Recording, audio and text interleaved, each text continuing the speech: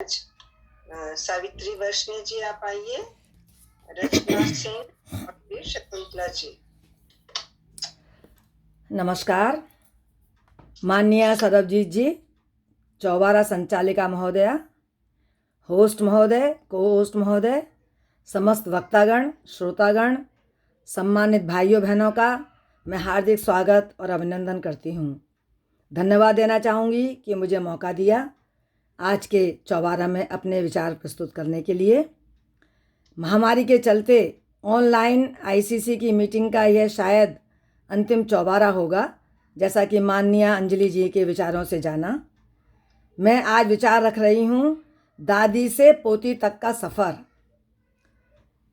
दादी से पोती तक का सफ़र, अपनाई है जीवन की नई डगर, बदल गई है जीवन की ही लहर। इस पर मैं अपने विचार रखना चाहती हूँ। वैसे तो हम सभी इस सफ़र से, सदी के बदलाव से, पश्चिमी देशों के प्रभाव से, जिसे कि जनरेशन गैप से जाना जाता है, भली भांति परिचित हैं। परंतु मेरे विचार जो रखे हैं मैंने, आशा है आप सहमत होंगे। दादी, माँ, मैं और पोती तक के जीवन के बदलाव के कुछ पहलुओं पर विचार रखे हैं। कृपया आप सुनकर प्रतिक्रिया देने की कृपा करें।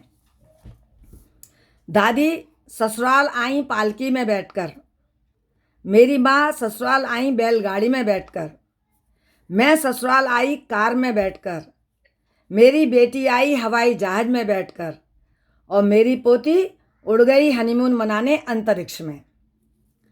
दादी ने कच्चे मकान में ज़िंदगी बिताई, माँ ने पक्के मकान में ज़िंदगी बिताई, मैं मोझक के घर में रही और बेटी का घर बना मार्बल का और पोती का घर बना ग्रेनाइट का। दादी ने खद्दर की साड़ी पहनी, माँ ने रेशम की साड़ी पहनी, मैंने हर तरह की फैशनेबल साड़ी पहनी, बेटी ने सलवार कमीज़ और जीन्स टॉप पहना और पोती ने स्किन फिटिंग स्लैक्स और टी शर्ट पहना। दादी ने लकड़ी के चूल्हे में खाना बनाया, माँ ने कोयले की अंगीठी पर खाना बनाया, मैंने हीटर पर खाना बनाया, मेरी बेटी ने गैस का चूल्हा और माइक्रोवेव पर खाना बनाया और मेरी पोती ने आधा टिन बंद डब्बे के खाने से काम चलाया। दादाजी से कुछ कहने के लिए दादी इंतज़ार करती थीं और चाहे सुबह लालटन बुझने तक वो बैठी रहती थीं। माँ पिताई से बात करती मानो दीवारों से बात कर रही हूँ। मैं बात करती, अजी सुनते हो, ऐसा कहकर, पर मेरी बेटी दामाद को नाम से पुकारती है और पोती तो दामाद को हाय हनी कह के ही बुलाती है। दादी बात करती थी दादाजी से आधी बात अपने सीने में दबाकर, माँ बोलती पिताजी से हाँ में हाँ मिलाकर। मैंने कई बार इनकी बातों पर सवाल उठाए, पर मेरी बेटी तो दामाद जी की बोलती बंद कर देती है और पोती अपने अधिकारों की वसूली ही दिन भर करती रहती है। दादी कई बच्चों की माँ बनी, जैसे 12 या 14। मेरी माँ के बच्चे उससे कम, लेकिन 5 या 7। मेरी गोदी में 2 बच्चे ही अच्छे, ऐसा भाव। बेटी की तो आँख का तारा उसका इकलौता बेटा। पोती माँ बनने को ढूंढ रही है किराए की गोद। दादी मुंह धोती थी मुल्तानी मट्टी से, माँ सिलबट्टे पर पिसी हल्दी से, मैं साबुन से धोती थी, मेरी बेटी फेस वॉश से धोती थी और पोती फेस वॉश चुपड़ती अपनी स्टीम लिए चेहरे पर। दादी खाता बहुत बड़ा परिवार, माँ पिस जाती थी परिवार की भीड़ में। मैं कभी सास ससुराल जाती और कभी सास ससुर को बुला लेती। मेरी बेटी जब उसकी बारी आती और पोती ने तो वृद्धाश्रम वालों से सास ससुर के बुढ़ापे के हेतु बात भी कर रखी है। दादी पढ़ना नहीं जानती थी, माँ हिंदी पढ़ लेती थी, मैं पढ़ना लिखना दोनों जानती हूँ।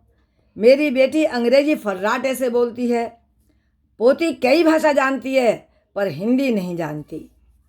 दादी की सोच में उम्र की रीत थी बाबा आदम के ज़माने की, माँ रूढ़िवादी थी। मेरी आधुनिक सदी की सोच थी, और बेटी की सोच अति आधुनिक रही। पोती के आचरण व उच्चारण दोनों ही उत्तर आधुनिक रहे। तो इस तरह पीढ़ी आगे बढ़ रही है, पुराना सब भुलाकर समय की धारा बदल रही है। हमारे देखते देखते सब दादी से पोती तक के सफ़र में आशातीत परिवर्तन आया है। फूल वही जो कांटों में मुस्काता है, रिश्ता वही जो मुसीबत में साथ देता है।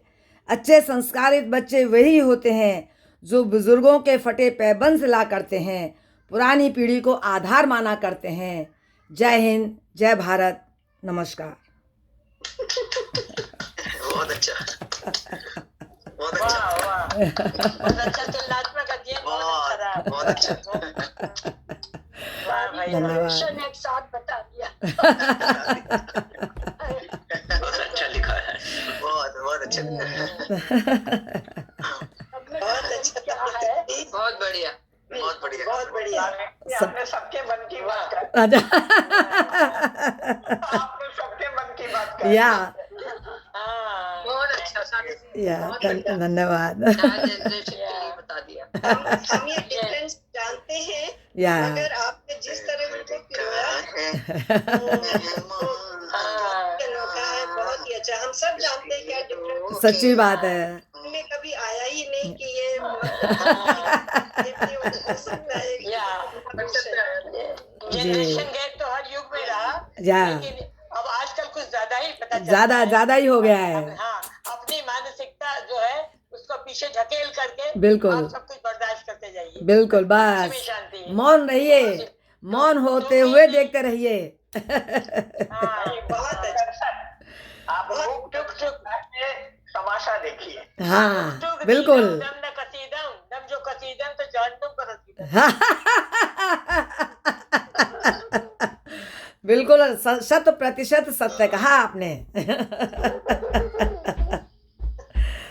आगे बढ़ते हैं जी। रचना, आप आइए, उसके बाद से